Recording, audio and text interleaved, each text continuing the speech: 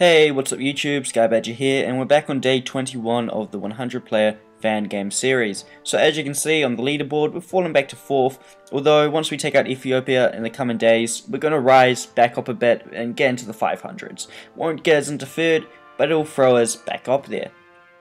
So over the past few days, as I'm sure you guys have seen in the previous days, we've captured most of Europe. At this point there are still a few enemy units moving around, giving us trouble, as we can see here with this group of Italian tanks, infantry and stuff are giving us a hard time. We were originally bombing them out via our ships, but then they started to move and they moved to the other side, which was kind of annoying. So how we're going to deal with that now is South Africa is going to go in, he's going to delay them, he's going to attack them and weaken them, and then hopefully I'll have a few rockets ready by then, and we're just going to hit them with that and they'll soften it up. Won't be enough rockets to destroy it, but will make his job a hell of a lot easier. This may look like a really big stack, but it is full of militia. And we all know militia sucks and you shouldn't use it. Even defending with 4.5, we can see that King Kongo's infantry is attacking with 4. So it doesn't give much of his advantage to the Italians. We can also see the King has more light tanks and a better quality, and militia once again sucks against tanks, so he's going to lose out there as well. Although he will put up a good fight and there will be heaps of casualties on both sides because he has anti-tank, and this is his biggest advantage, anti-tank right now. That won't be enough to save him from what is coming. But this group up here though that's moving, we're just waiting for those to get themselves into a bit of a trap, and then hopefully we can patrol some aircraft over them and just dwindle them down. Me and King Kongo are both hesitant to fly aircraft over these though, because they do have anti-tank guns at level 2, but that's just something we're going to have to deal with. Apart from that, if we come up here and have a look in the United Kingdom, we can see through our intel that the United Kingdom is relatively unprepared for what's coming his way. We can see that South Africa is patrolling with 40 plus aircraft, 44 aircraft, and that is more than the United Kingdom can possibly expect to deal with. We can see that although he does have some anti-air in the area, it's not going to be enough. His navy is also insufficient to deal with this sort of threat, and I'd question how active he is. So it'll be interesting to see how long this takes. We can see that King Kongo is only sending 4 light tanks, and I expect that'll be sufficient with the air coverage he has. This is something that a lot of new players don't understand, guys, is air power is everything. As we can see here, the United Kingdom has a lot of troops, and a lot of good quality troops, but he lacks anti-air. If we have a look at how many troops the United Kingdom actually has, 49. That will be no match for the 10 light tanks he is sending across, purely because he does not have the air force to challenge our allies. So you guys, build your air forces, build them strong, and build your anti-air. If we have a look elsewhere in the region, we can also see that obviously the front has stopped here and they're just clearing up the last few provinces that belong to Yugoslavia and Germany and Italy. Although at this point Germany has been completely pushed out and Italy is just capturing a few back as his last few stacks move around. We suspect that within the near future we will be taking some actions against Finland, because we can't just leave Europe with Finland right on our back. Although he isn't too far away from me, he could pose some challenges if he decides to become active and take part in the game. Coming down into Asia, we can see what's happening here. Lord Kak has successfully defeated Indochina, and Queensland has moved in for some of the land, as well with some of the other Australians. If we have a look at their forces, we can see that they have got a developed army, well at least it appears to be, consisting of light tanks, infantry and commandos. But once again, they lack anti-air, and if they don't fix that soon when they come to fighting us, they're going to have some issues.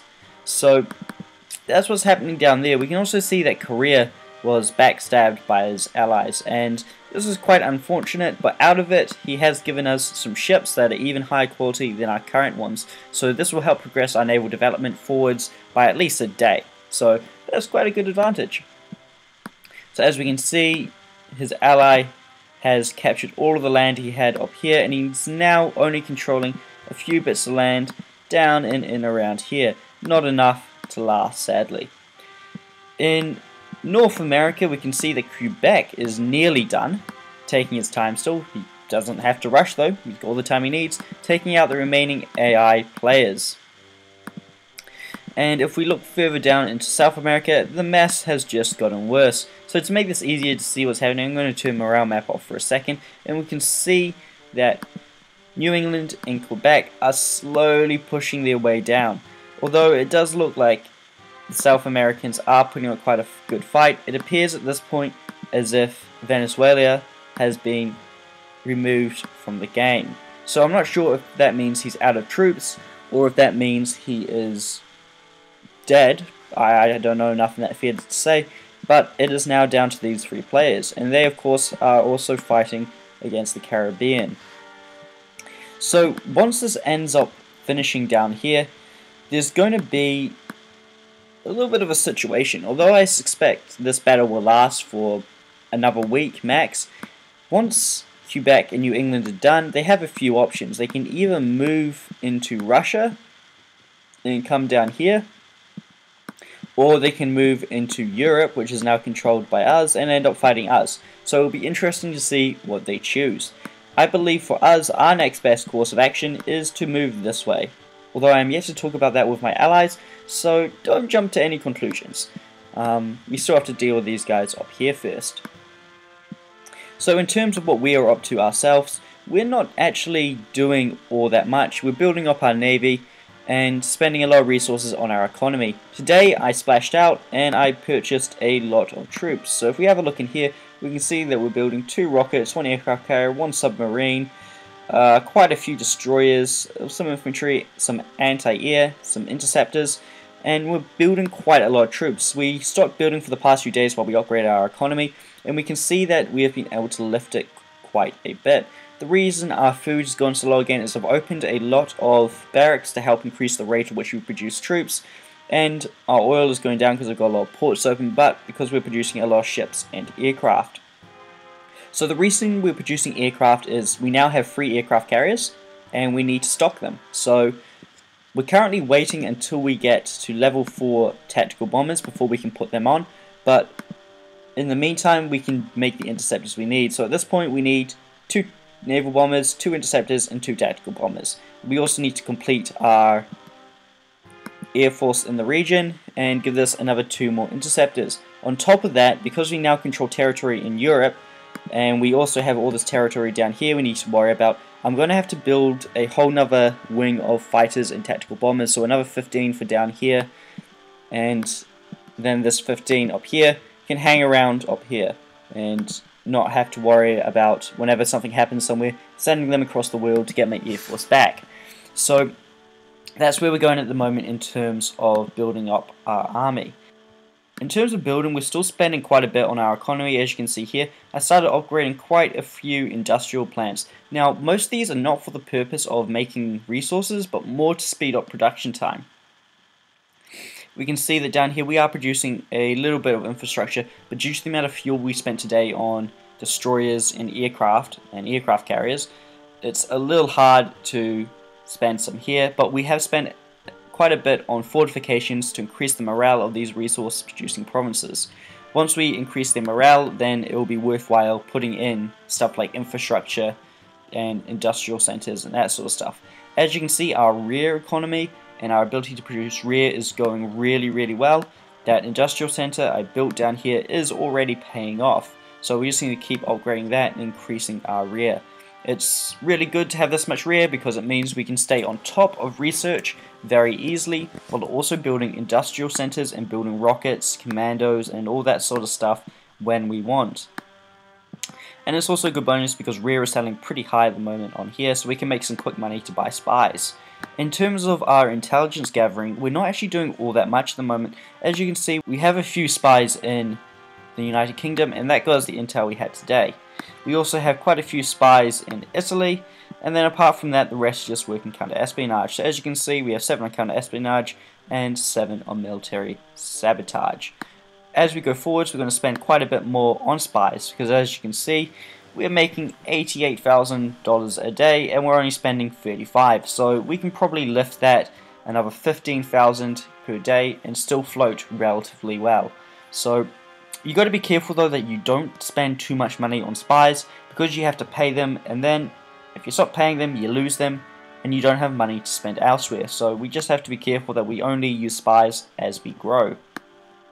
As I said before, we are going to take out Ethiopia. Now the reason we are doing this is because he's gone inactive, and although he has good reasons for it, we can't simply sit and wait while he figures and solves his solution. Having him here as an inactive player allows other players to get right of way with him and then move through his territory. I've already had the Australians inquire about why I haven't dealt with him, and I simply told the guy I'm dealing with it now. So hopefully I don't see any Australian troops up here anytime soon.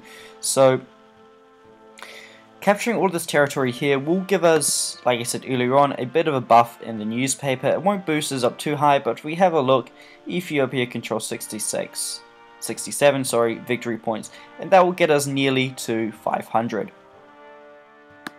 It will also mean that we alone control the eastern half of South Africa, which will look nice. It will look nice in the newspaper, not having this big blue patch down in here. It'll be all that nice color of red.